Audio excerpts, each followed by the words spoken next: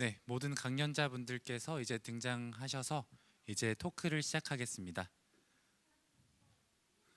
Ladies and gentlemen, thank you all for joining today's talk program. Since everyone has joined the session, we will now begin. For today's session, we are very grateful to have invited two special guests. First of all, Adrian Cheng, the Executive Vice Chairman and CEO of New World Development, will be joining today as our speaker.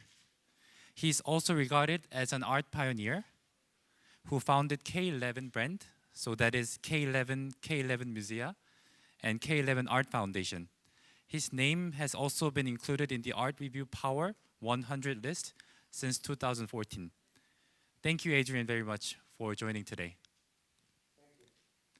Then we also have Kibum Kim as our moderator. He's a partner at the Commonwealth and Council Gallery in LA. Very inspiring gallery located in Koreatown. And many young collectors also in Korea regard their program as one of their favorites in Basel or Frieze. Kibum is also working as a lawyer, professor, and writer. Very grateful to have you, Kibum, today. Thank you for joining. Now, if you guys are okay, I will give all the time to you, so to lead the session. And at the end, there will be a very quick Q&A session. So whenever you're ready, you guys are set to go.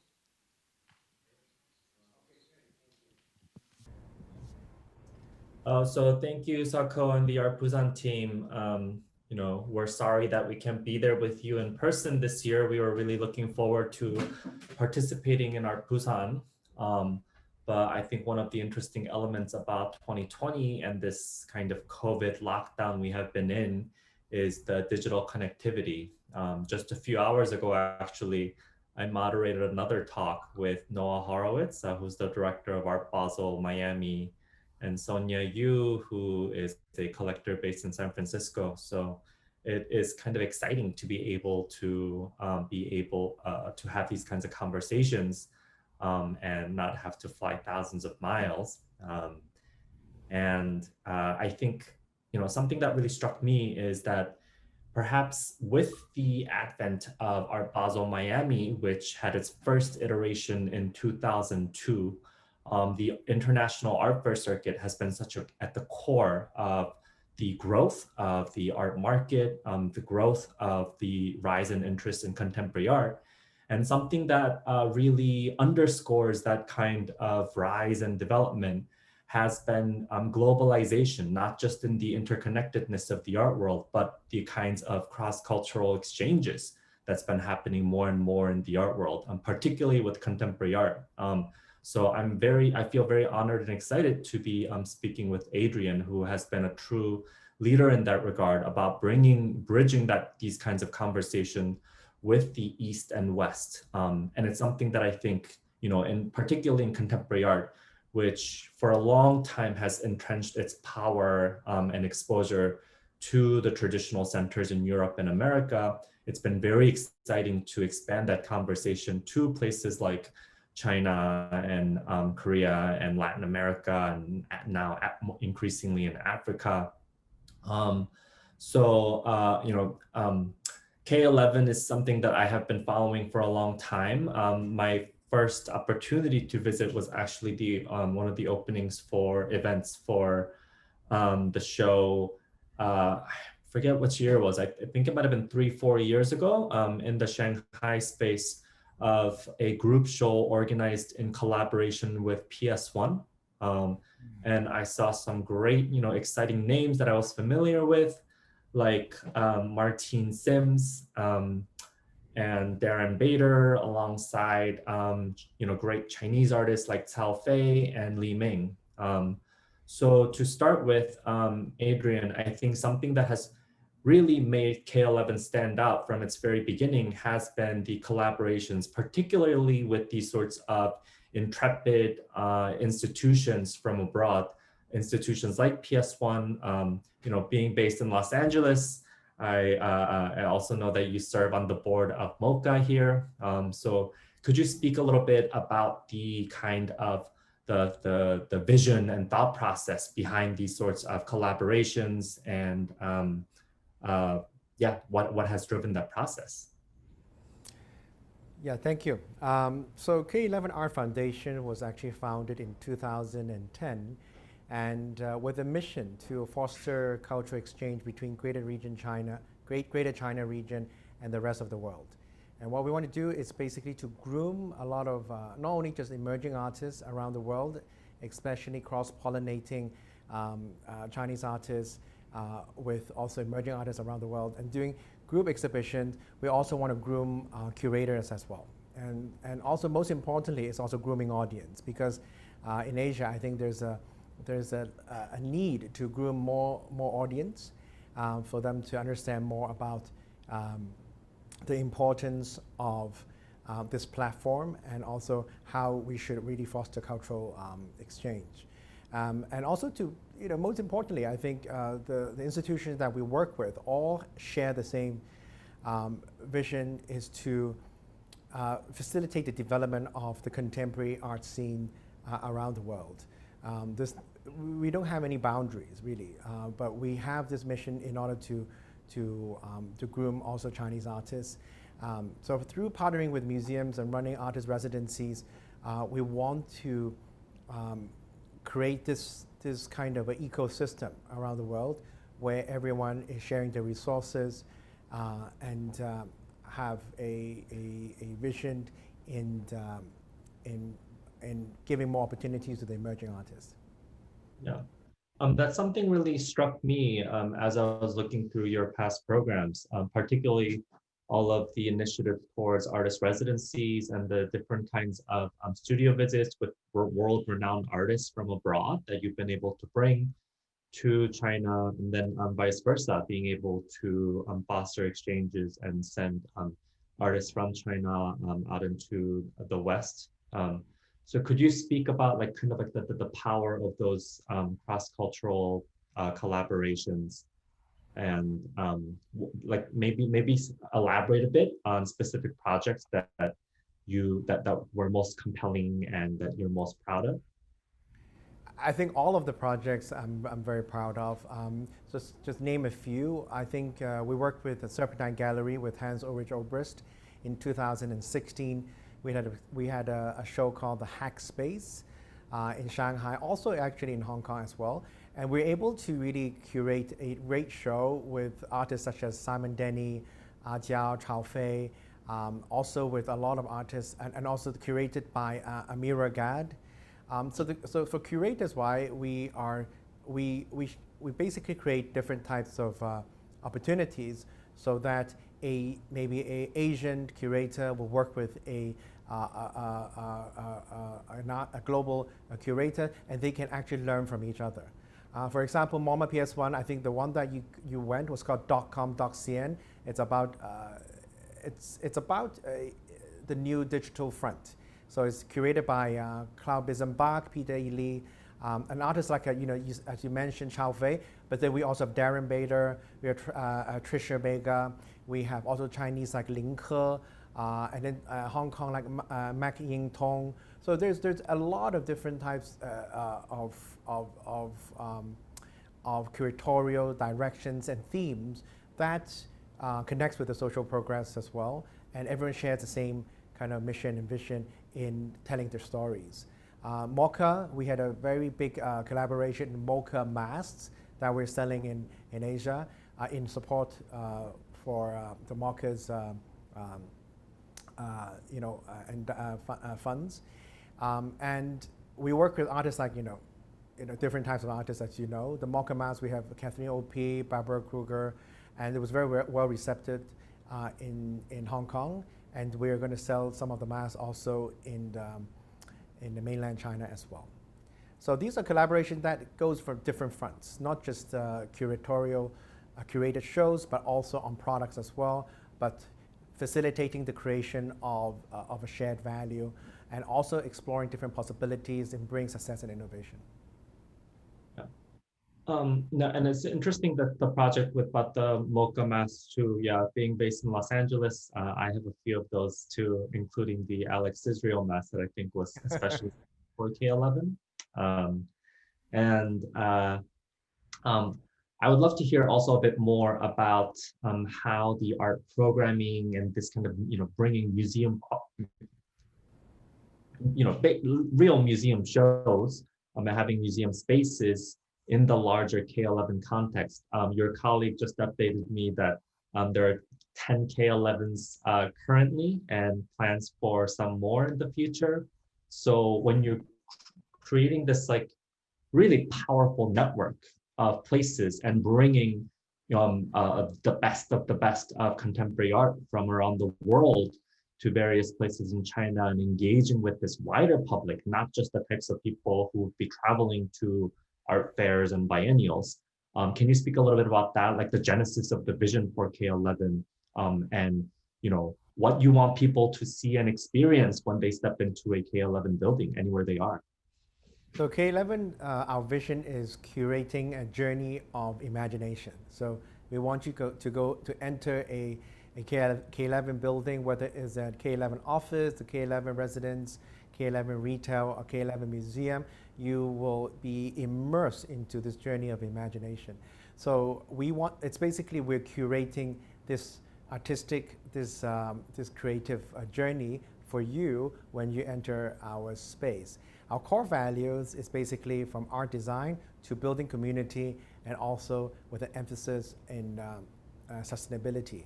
And this is something that has been we have been strongly embraced since 2008 when I founded the K11 brand.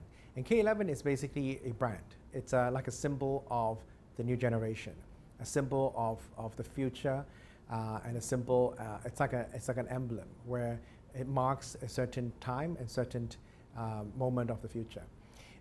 So for spaces, I think I would like to correct you. We have 13 existing projects, and we're building not 10 but 25 more projects in Greater China region.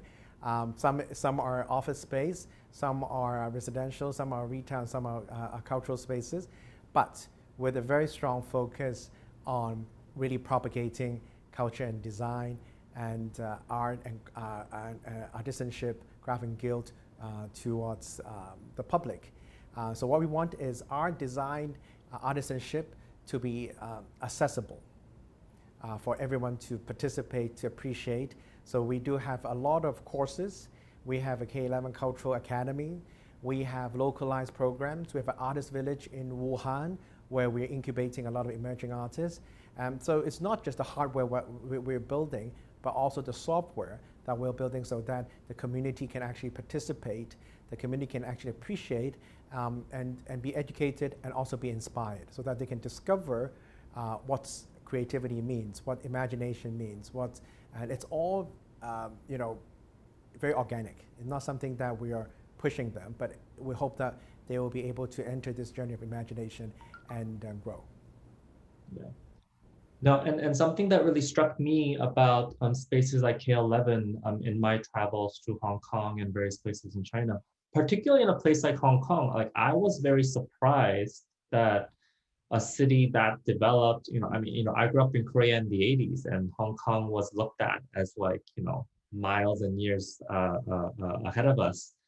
When we started participating in Art Basel Hong Kong, part of the reason for the runaway success of that fair, we heard, was because there weren't these sorts of opportunities for most Hong Kong people to see cutting edge contemporary art commonly. And, of course, there's like the M Plus Museum project that will be, probably a huge anchor for the entire Asian community. But it's been taking quite a few years to build. So K11 really is filling a big role in that. And in really reaching out to that wider audience, I think public art is a very important component of that, because it's something that people might just be, thoughtlessly passing by, just getting from point A to point B, it's this kind of thing that can get lodged in people's minds without even thinking. So can you speak a bit to the K11's initiatives in its public art programming, and I know that there's a sculpture park in the Hong Kong space as well. So and about like what kinds of projects you're curating and how you think about like this is the kind of art that we want to show and we want to have visibility in these very public spaces. Yeah, I think for K11, we always want art to be more accessible and approachable. And that's always our vision. So that's why we have a lot of sculptural art parks or public sculptures installations in all of our K11 projects across Greater China. And we want to showcase the museum quality artworks for local interest and also for public interest. And really just bring a spotlight focused to Asia. I think that's something that we also want to focus. So for example, in K11 Musea in Victoria Dockside, our cultural district that's newly opened in Hong Kong, we have a big M screen and drag set Van Gogh's Year. You see on the slide, that's a beautiful Van Gogh's Year. That was actually toured around the world. So this art pieces is very well traveled. It's like a global citizen, where the Van Gogh's Year has been in front of the Rockefeller building in New York, has been exhibited many places in China, and also now back into Hong Kong along the shore, and this becomes a very big a piece that the public is very fascinated with. Also, we have Urban Voom, which is an artist that we have supported a lot, and we have created this hot dog bus. And the fun thing is that you can actually do business inside this hot dog bus. So we actually were selling burgers and hot dogs in the Urban Voom's hot dog bus. So it's a kind of a nice, fun art installation with everyday lives types of convergence. And then the K11 Sculpture Park on top of the K11 Musea in Hong Kong. This is also a new sculptural park that we have that we opened, and we supported calls, Katerina Gross, Urban Voom, and we have art pieces like Mary Weatherford, some Hong Kong local artists like Chris Hune, and this is a part of our newly opened K11 Art and Cultural Center. So there's a lot of happenings now, and the reason why you may ask, why will Hong Kong be kind of a bit slow in opening these kind of spaces? It's just because we don't have the space, because Hong Kong is a very small space. So in order to find space to open cultural destinations, you need time, right? So for example, the K11 Musea, which is inside the Victoria Dockside, took me 10 years to build. So same thing as I think the M+, the West Kowloon District space, or other spaces, it takes a long time. And to have a scalable types of space for public exhibition, it would take some time. But the good thing is now there are more spaces coming out this year and next year. So now what we lack is content. So we need to create the best content, picking the best artists that focuses, that will have relevance and also interaction with the public. Yeah. And could you actually talk to us a bit about that sort of curatorial vision and process within K11? I mean, it does seem like you guys all do a fantastic job of picking artworks that really would capture the artist's imagination, but are very relevant in like the contemporary art discourse globally. Yeah, so I think I should thank my foundation team for being successful in curating the shows and also picking the right public sculptures. I think for public sculptures, I think it should also connect with social progress. It should connect with society. Should connect on the public vision as well, and grow with our people. So because public sculptures are very important, that can have relevance and also connectivity with the public. So I think when we pick sculptures, we do pick those that share the same vision and also connect the most. No, and I think just sort of like perhaps serendipitously, it's interesting also. I think Korea has been a very a strong growth site for contemporary art in recent years, and some of the last shows I was able to see, when I could travel, where there was like a show of Urban Worm, whose work that we saw already that you spoke about. Elm Green and Draxit started showing with Kukje Gallery in Korea. So I think, it's a positive thing, and it brings all of us together, from all over the world, contemporary art as this kind of lingua franca, and same language that we all share, and are something that we're passionate about and want to support, and as you said, makes us think as well. So I think like Busan is obviously a very beautiful city. I love going there. I really wish I could be eating there. Local collector Passion had sent me pictures of their dinner last night, and I was feeling very jealous. But something that I've also been thinking about is, of course, we can't ignore the extraordinary circumstances of 2020 and COVID-19 that we are wading through. It feels like it's just been, things have been accelerating more and more. There were some times when many of us were traveling probably twice in 1 week to go to attend these art fairs and biennials. And of course, a lot of that has come to a crawl. It was something that we discussed in my earlier talk with all 3 editions of Art Basel being canceled this year. So can you speak to us from K11's perspective, how you have pivoted to the online space, and how you're still trying to engage with your public and your audience while foot traffic and just that kind of physical interactions have been hampered?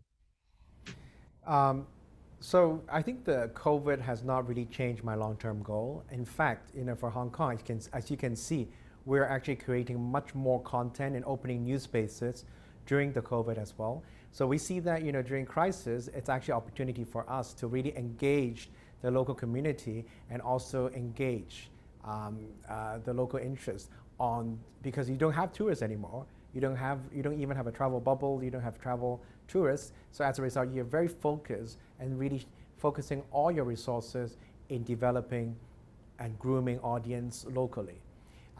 It do engage new partnerships and collaborations because you have time to think. And I think, and also some new models that we're bringing art and culture to the public at large. But the key is we're bringing this to Greater China, to Shenzhen, to Guangzhou, to other places that we are trying to work with. For example, in Shanghai and Guangzhou, we are working with different types of collaborations. We actually launched our K11 Go, which is our online virtual art exhibition platform. And then we're also collaborating with Sotheby's on creating art content and art courses. So we're using digital online. We're also engaging a much massive audience and staying globally connected. Yeah, and also as a patron and collector as well, can you speak about just, obviously we're not able to travel as often as we would have been, and these sorts of large-scale events are not happening. Can you speak to us about like how you have found this kind of slowdown? Are you checking out these OBRs when Art Basel and Freeze happen in lieu of the physical fair? And how are you as a person and a art lover connecting with art at this moment? If you talk about collections, so I think people are looking virtually. So all the art pieces are virtual. So it's kind of a very surreal and strange way of looking at art. If you want to collect art, you can either go to Art Basel physically, but of course it's going to be very difficult. So you look at everything virtually, and it's interesting because you can't see the real thing, but then I think that you're able to through virtual exhibitions and through virtual catalogs, you're able to look at the piece virtually. I mean, I think in the future, this will be a trend.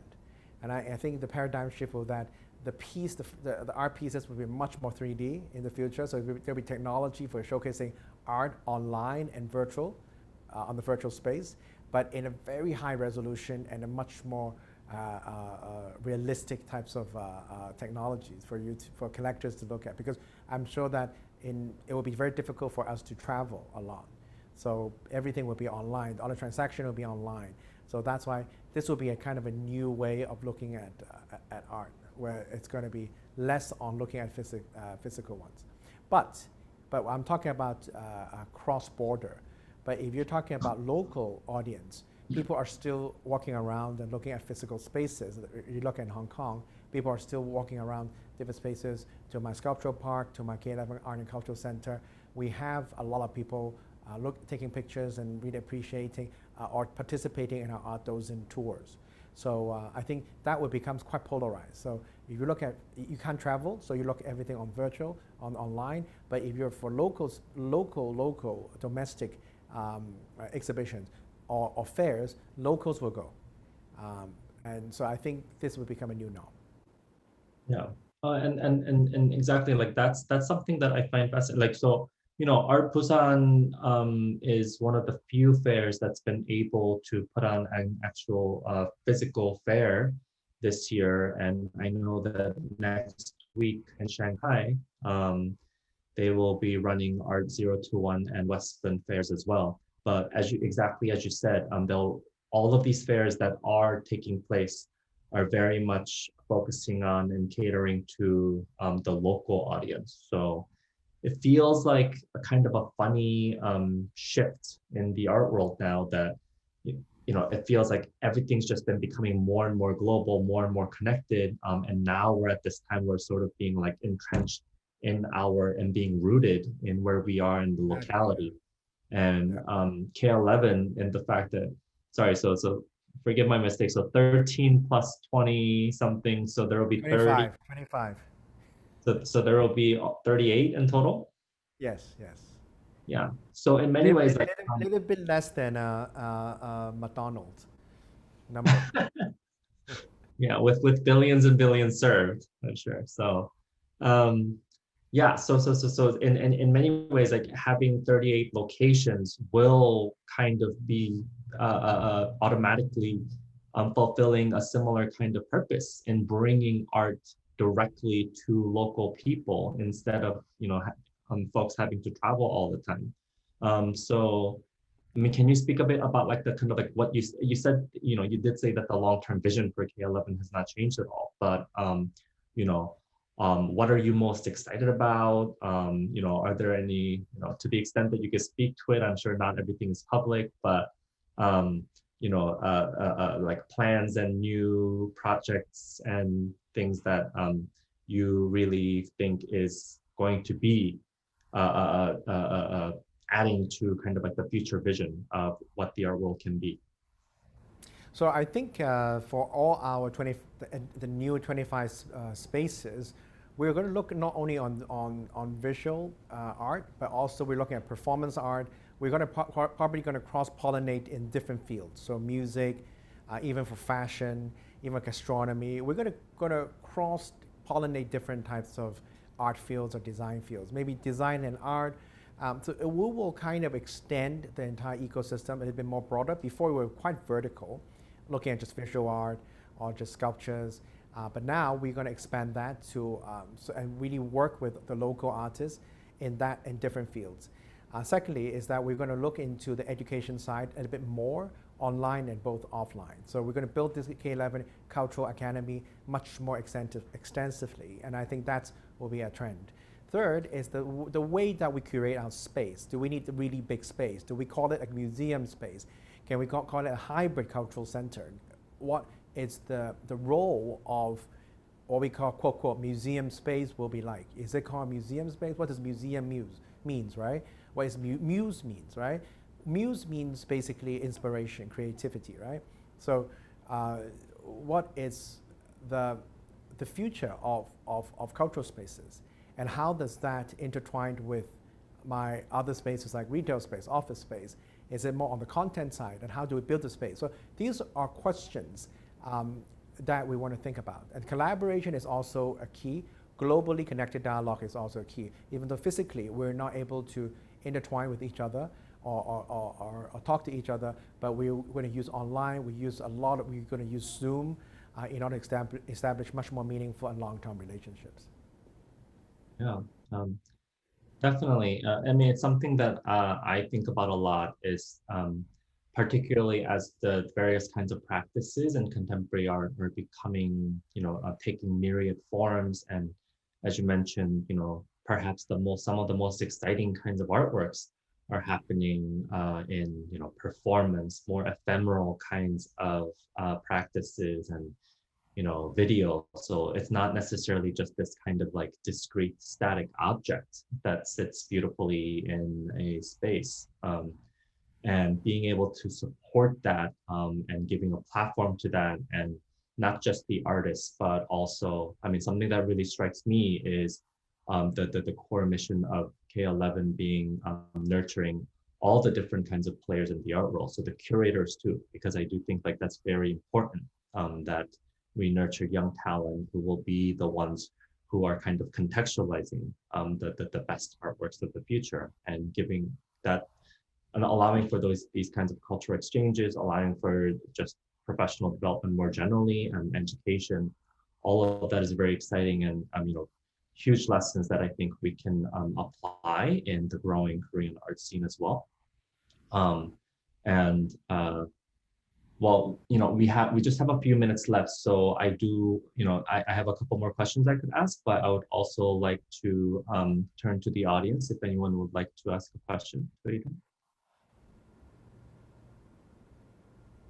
I don't know how this works exactly, so it's a little awkward to have an in-person plus a Zoom talk, but. Okay, I'll take it from here then. Since we have only about 5 to 10 minutes remaining, the speakers would like to now give the time to the audience if they have any questions to the speakers. If you just raise your hand and then I'll just reach you and hand over the mic. Yes.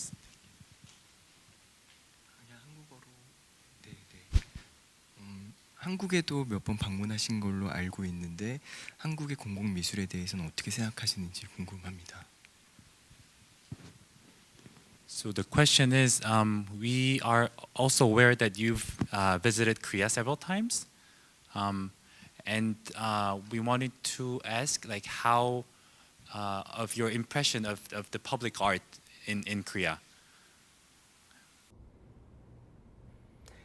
Yeah, that's a good question. I think Korea did a very good job in doing public art initiatives. I think since 2009, they were ranked. They were named as the design capital of the world. So I think Koreans have been very supportive of public art, especially Korean public art, and I think that's very good because it gives a lot of chances, opportunities, and resources for local public art artists to thrive and actually to grow. So I'm very impressed, and I love the work as well. So in 2009 onwards, in early 2010s, I was actually looking a lot at Koreans, public sculptures and artists as well. So we do have a few that we have collected in our collections, and those were actually collected during I think the early 2010, 2011, and I think 2012. Yeah. But back to answering your question, I'm very impressed. Yeah. And Kibum, maybe do you also have anything to add to this question, or? Yeah, well, I mean, I think just like being in Busan, are you guys at the convention center or are you at the? Yes, at Bexco. Are you Oh, familiar? you are? Okay. Yes. Okay. Yeah. So, just nearby in the Busan Museum, I mean, I think the Liu Fan Annex at the Busan Museum is such a jewel of a space with beautiful public art outside as well. So, and just growing up in Korea, like I know that a lot of like public plazas and spaces have always featured prominently in the Korean sort of like urban planning and the architecture.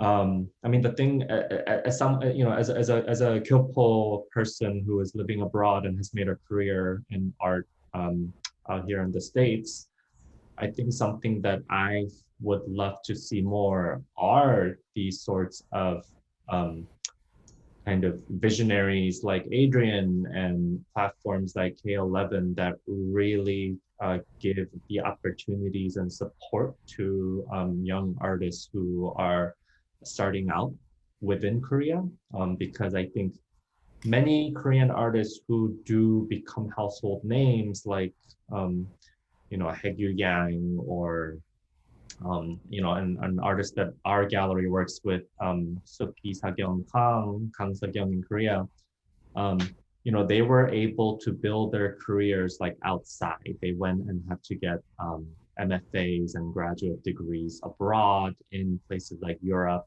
and America, and really get a lot of accolades and, you know, become big names when they, in order to become visible in Korea. And I think creating these sorts of connections that Adrian has been speaking about for the past half an hour is something that, you know, Korea's many organizations and people in the larger Korean public can definitely support. And there's a lot of potential for that. And I'd love to see that more of that happen. Because I think there's a lot of great artists in Korea, but also exactly as Adrian says, like that sort of like just being connected to and being engaged with that the conversation in what is like the most relevant in contemporary art now. You know, like that show that we spoke about that kind of digital frontier, artists grappling with, you know, our lives, like, you know, on these screens and apps. It's definitely a very big kind of subject matter that contemporary artists are grappling with. And a lot of Korean artists are doing that as well, but there's certain kinds of like touchstones, like theorists, you know, artists, forebearers that you have to consider when you're making that kind of work. And having these kinds of residencies, having these kinds of shows, and having these kinds of direct connections with curators and artists from elsewhere is very important to foster that kind of exchange and growth. Okay, thank you guys. And I think we have time for maybe one more question.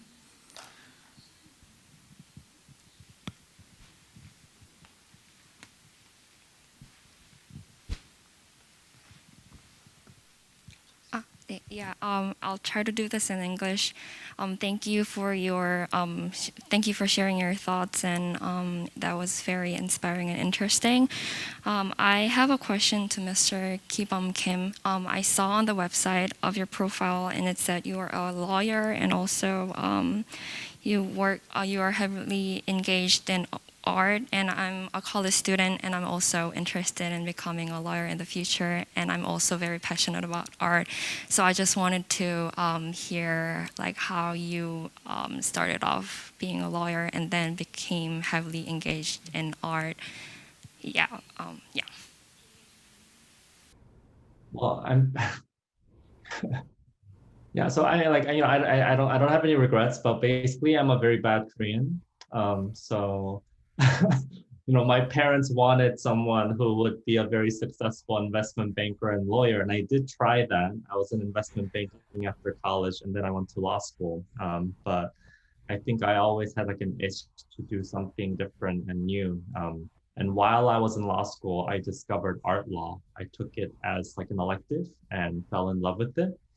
And you know, I had a chance to teach at this, when I graduated, a chance to start teaching at the Sotheby's Institute, which had, you know, finance and law coursework in its curriculum. So I sort of entered the art world completely unplanned. And frankly, things about contemporary art is something that I learned on the job, because I think, and again, I think that this speaks to the importance of these kinds of connections and collaboration that's very key in the art world. The contemporary art is not something you can learn about. And I think Adrian can very much attest to this. It's like just by reading books, you know, you have to go and see a lot of art. So that's why it's important for you to attend these fairs like ARTBUSAN. That's why it's important that we have these cultural centers like K11.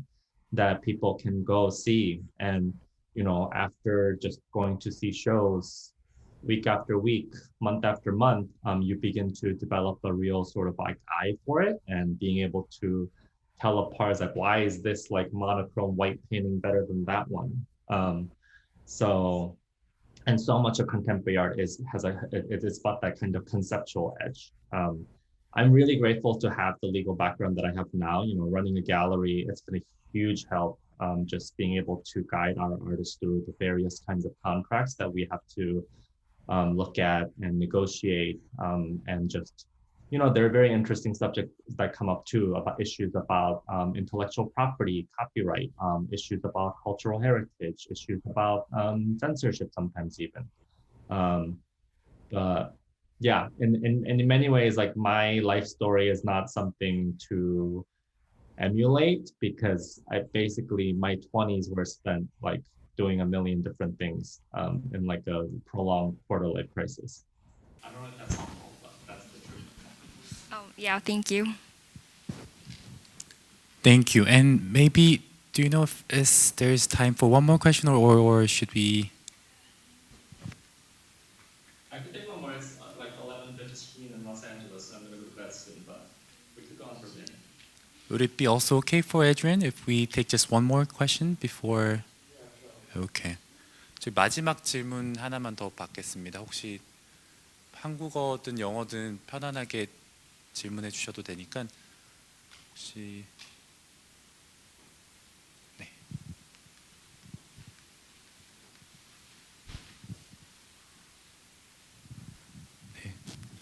네, 최근에 주목하고 계신 유명하지 않은 작가가 있는지 궁금하고, 한국, 홍콩, 미국 세 명만 딱 집어주시면 좋을 것 같습니다. So I'm interested in the emerging artists you are currently looking at now that you think has great potential to become established or blue chip artists in the near future. And if possible, could you please pick one by region, one from Korea, one from Hong Kong or Greater China, and one from the US?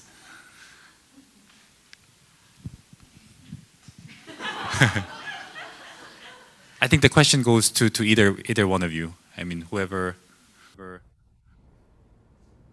I think you can look at the K11 programming. I mean, it really has been a great platform for a lot of young artists, both from China and the larger art world. From Korea, actually, there's an artist who's going to be in a group show at a great friend and a great gallerist space called Antenna Space in Shanghai.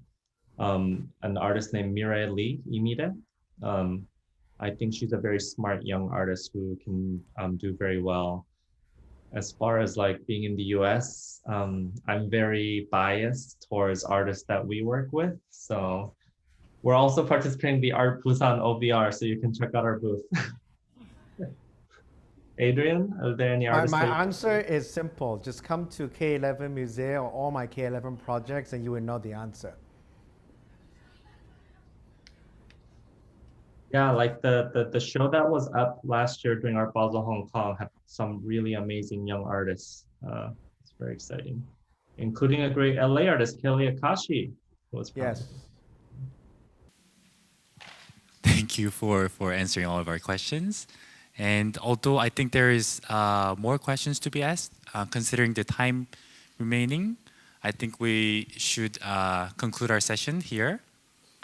So thank you, Adrian and Kibum, both of you for your time and your very inspiring talk, and Kibum for moderating this session. And we look forward to be connected with both of you in the near future again, and when the time returns to normal, maybe to be also connected in physical ways. Okay, great. Thank you, guys.